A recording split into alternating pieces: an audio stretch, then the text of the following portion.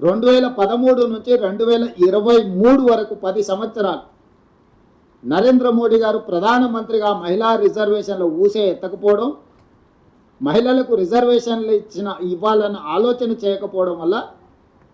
దాదాపుగా 10 సంవత్సరాలు మహిళా రిజర్వేషన్లు కాంగ్రెస్ తీసుకున్న నిర్ణయం, సోనియా గాంధీ గారు పాస్ చేసిన బిల్లు లోక్సభ ఆమోదాన్ని నోచుకోకుండా 10 సంవత్సరాలు కాలగర్భంలో కలిసిపోయినట్టుగా కనుమరుగైంది. 2023 సంవత్సరంలో కేశవరావు గారు కూడా అప్పుడు రాజ్యసభ సభ్యులుగా మళ్ళీ మహిళా రిజర్వేషన్లను అమలు చేయాలని చర్చకు వచ్చినప్పుడు అటు లోక్సభలో కానీ రాజ్యసభలో కానీ కాంగ్రెస్ పార్టీ సంపూర్ణంగా మద్దతు ఇచ్చింది. ఆ బిల్లును పెట్టినప్పుడు నరేంద్ర మోడీ గారే ఆ బిల్లులో పెట్టిన కీలకమైన అంశం ఏంటంటే 2026 సంవత్సరం తర్వాత జనాభా లెక్కలు సేకరించి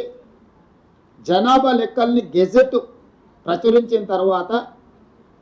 ఆ జనాభా ప్రాతిపదికన మహిళా రిజర్వేషన్లను అమలు చేస్తామని 2023 చివరి ఎన్నికల ముందు చట్టం చేయడం జరిగింది. ఆ రోజే 2024 లోక్సభ ఎన్నికల్లో 33% మహిళా రిజర్వేషన్లు అమలు చేస్తామని బిల్లు పెడితే 2024 లోక్సభ జూన్లో జరిగిన ఎన్నికల్లోనే 543 లోక్సభ సభ్యులలో 33% అంటే 181 మహిళా ఎంపీలు ఎన్నిక కావడానికి అవకాశం ఉండే. దాంతోపాటు 2024 జూన్ తర్వాత ఏ రాష్ట్రంలో ఎన్నికలు జరిగినా ఆయా శాసనసభలలో కూడా 1/3 మహిళా రిజర్వేషన్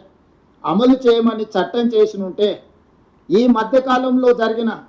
24 నుంచి ఇప్పటి వరకు జరిగిన అన్ని రాష్ట్రాలు ఎక్కడైతే ఎన్నికలు జరిగిన రాష్ట్రాలు ఉన్నాయో ఆ రాష్ట్రాలలో కూడా అసెంబ్లీలలో 33% మహిళా రిజర్వేషన్లు అమలు జరిగి ఉండు.